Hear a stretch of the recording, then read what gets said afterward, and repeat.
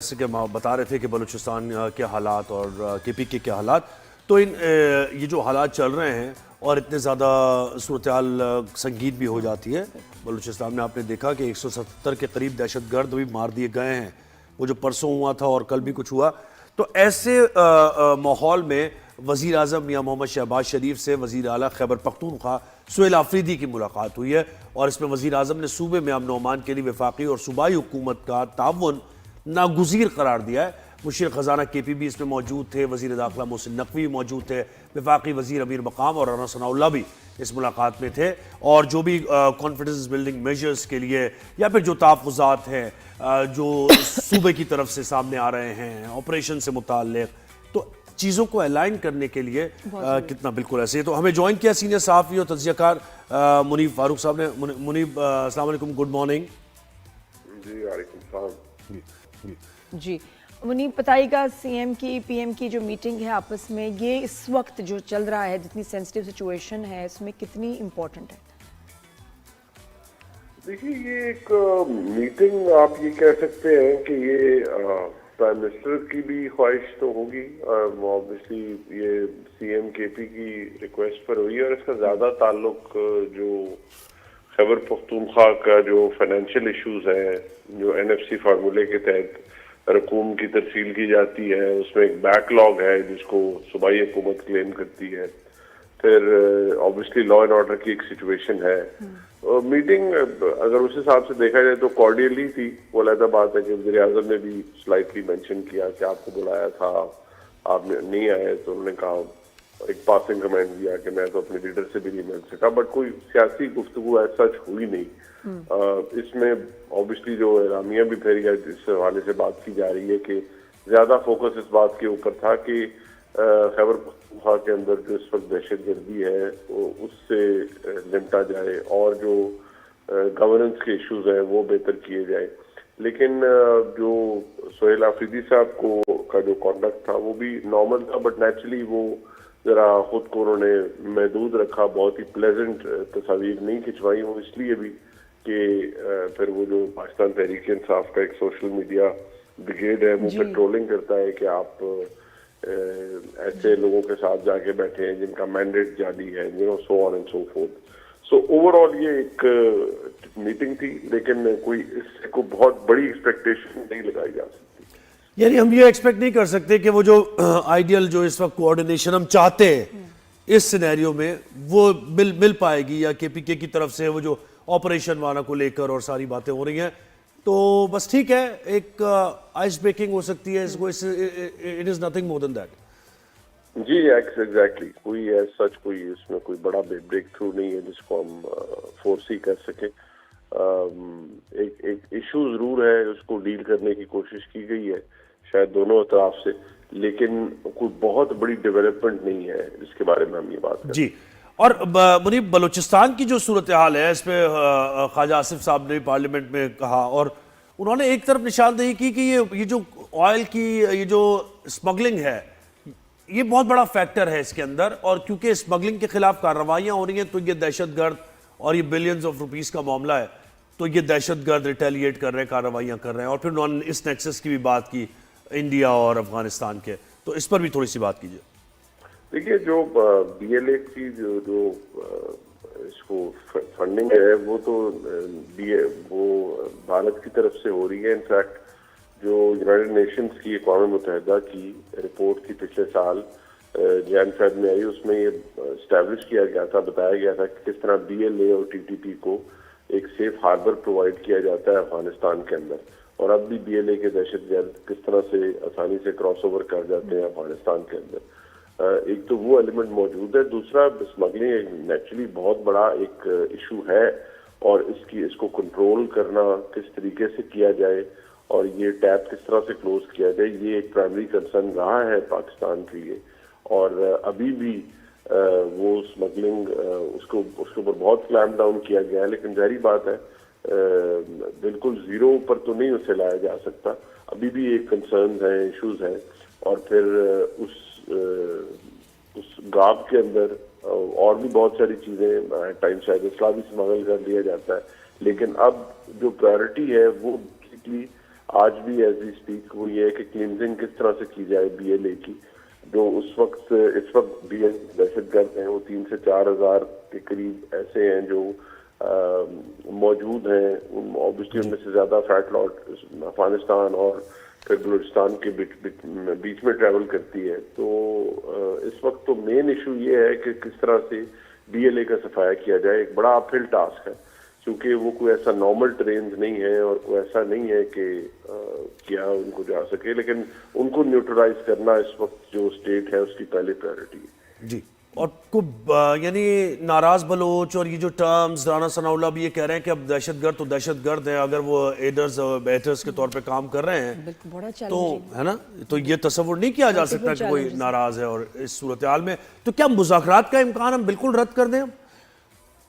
دیکھیے جہاں BLA کا معاملہ ہے, یہ جو ٹرم ہے ناراض بلوچ, یہ ہم نہیں کہہ سکتے کہ بلوچستان کے اندر احساس محرومی نہیں ہے یا وہاں پر لوگوں کے جینون مسائل نہیں ہوں گے.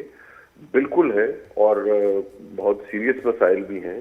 لا اینڈ آرڈر کا ایشو ہے, مسنگ پرسنز کا ایک سیریس ایشو ہے, لیکن اس میں جو ریاست ہے یا ریاست کے ادارے ہیں ان کا ایک اپنا موقف ہے, اور وہ موقف ایسا نہیں ہے جسے آپ ردی کی ٹوکری میں پھینک دیں. جو جس طرح سے بلوچستان کے اندر دہشت گردی ہوتی ہے اس میں جو پھر دہشت گرد انوالو ہو جاتے ہیں یا وہ فیملی جن کے ممبرز کچھ دہشت گرد بن جاتے ہیں اور وہ فیملیز پھر ان کے بارے میں یا تو ریویل نہیں کرتی یا بتاتی نہیں ہیں یا کسی کو سیف ہاربر پرووائڈ کرتی ہیں, تو بدقسمتی سے وہ تو پھر معاونت میں آ جاتا ہے دہشت گردوں کی. وہ پھر ایک بڑا پرابلمٹک ایریا ہے. آپ پھر انہیں ناراض بلوچ یا کسی کو ناراض بلوچ نہیں کہہ سکتے. بلوچستان میں بے شمار مسائل ہیں, تھے اور ابھی موجود بھی ہیں, لیکن یہ لبرٹی تو کسی کے پاس نہیں ہے کہ وہ خود کو ایک سیپریٹسٹ یا دہشت گرد ڈکلیئر کر دے اور اس کے نتیجے میں پھر معصوم لوگوں کی جانیں لے اور دہشت گرد جو ایکٹیویٹیز ہیں ان میں انوالو ہو جائے. یہ جسٹیفیکیشن تو نہیں دی جا سکتی. منیب یہ تھوڑا یہ بھی بتائیے گا, یہ مسنگ پرسن کا جب ذکر آیا, جو بات ہوئی, تو وہ بھی بڑی ہمارے لیے سب سے یہ ڈسٹربنگ تھی, اور کس کانٹیکسٹ میں یہ مسنگ پرسن کا ذکر آیا, بات ہوئی, ذرا اس کے بارے میں آپ کے پاس کوئی انفارمیشن ہے؟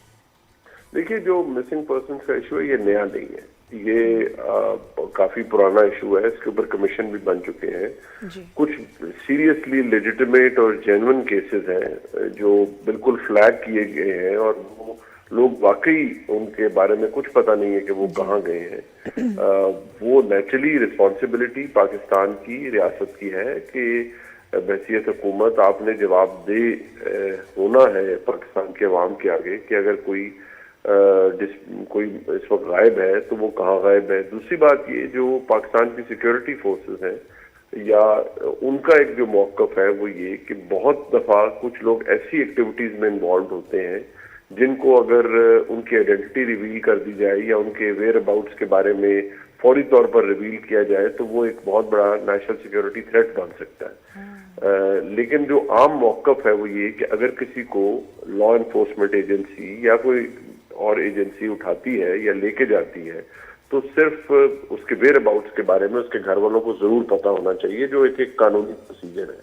لیکن اس کے اندر ایک بڑی جسے ہم یہ کہہ سکتے ہیں کہ ایک بڑی تشویشناک صورتحال ایسی ہو جاتی ہے جب کوئی شخص بادی النظر میں تو شاید آپ کو ایک عام آدمی نظر آئے لیکن اس کے کنیکشنز ہاسٹائل ایجنسیز کے ساتھ ہوں, اس کے کنیکشن دہشت گرد تنظیموں کے ساتھ ہوں, وہ کسی دہشت گرد تنظیم کا ایک سائلنٹ آپریٹر ہو, تو وہ ایسی سچویشن ہے جس میں پھر بہت ساری جو آپ کی انٹیلیجنس ایجنسیز ہیں ان کی کارروائی ہوتی ہے اور وہ بہت سی چیزوں کو ریویل یا ان کے بارے میں نہیں بتا سکتے. جی اچھا منیب, PCB کے معاملات اور کچھ بسنت کا بھی ہم نے پوچھا, لیکن ایک سوال میں پوچھ لوں, یہ جو KPK میں حکومت ہے آپ یہ سمجھ رہے ہیں ویسے ہی چلے گی, اسی چیف ایگزیکٹو یہی رہیں گے یا کوئی اس میں تبدیلی کا امکان آپ کو نظر آ رہا ہے؟ جی دیکھیے فوری طور پر تو نہیں, لیکن ایک بڑا انکمفرٹیبل سا ریلیشن شپ ہے between KP government and the federal government.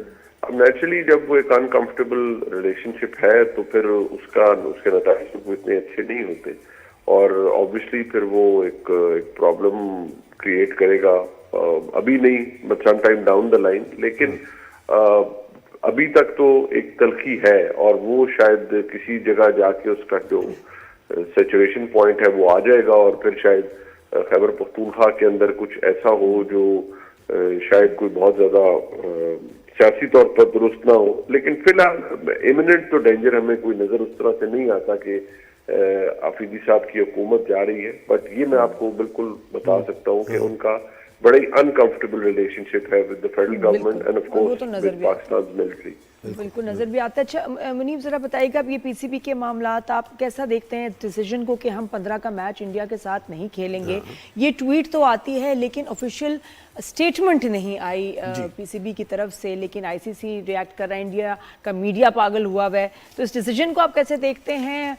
और ये भी बताएं कि हाँ, और ये भी कि ऑफिशियली इसको क्यों नहीं अनाउंस किया पीसीबी ने? दो बार देखिए, दो चीजें, एक तो ये कि गवर्नमेंट ऑफ पाकिस्तान सुपीरियर है to Pakistan cricket board. PCB is part of is an institution run by government of Pakistan. वो ऐसा नहीं है कि वो को बिल्कुल ही ऑटोनमस बॉडी है which works outside this affair of Pakistan government. तो वो जो भी डिसीजन लेंगे पीसीबी, अगर उनकी कोई रिकमेंडेशन होगी, वो subject to the approval of the federal government होगा। तो अगर फेडरल गवर्नमेंट ने या गवर्नमेंट ऑफ पाकिस्तान जिसे हम कहते हैं उन्होंने अनाउंस कर दिया है, तो दैट इज इट। किसी नोटिफिकेशन की एज सच जरूरत नहीं है पीसीबी के पार्ट के ऊपर। But the important factor is कि अगर आपने ये डिसाइड कर लिया कि आप ये मैच नहीं खेलेंगे, which is absolutely right, because इसकी आगाज भारत ने की थी जब चैंपियंस ट्रॉफी में उन्होंने मैचेस कहीं और खिलाए और वो यहाँ नहीं खेले, सारे मैचेस बाहर कराने पड़े।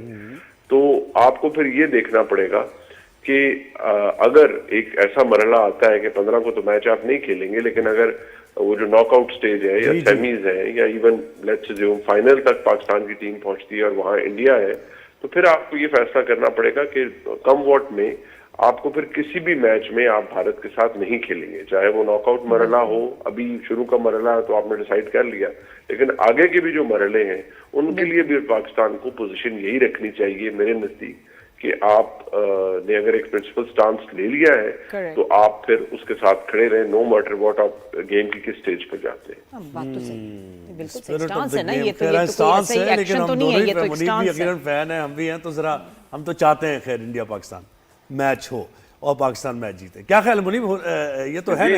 एब्सोल्युटली वो it's a great game of cricket. वो तो एक हर किसी के लिए बड़ा डिसअपॉइंटिंग फैक्टर है कि अगर पाकिस्तान और इंडिया के दरमियान मैच ना हो, बट इसकी आगाज पाकिस्तान ने नहीं किया, इसका आगाज भारत की तरफ से किया गया और जो रवैया था।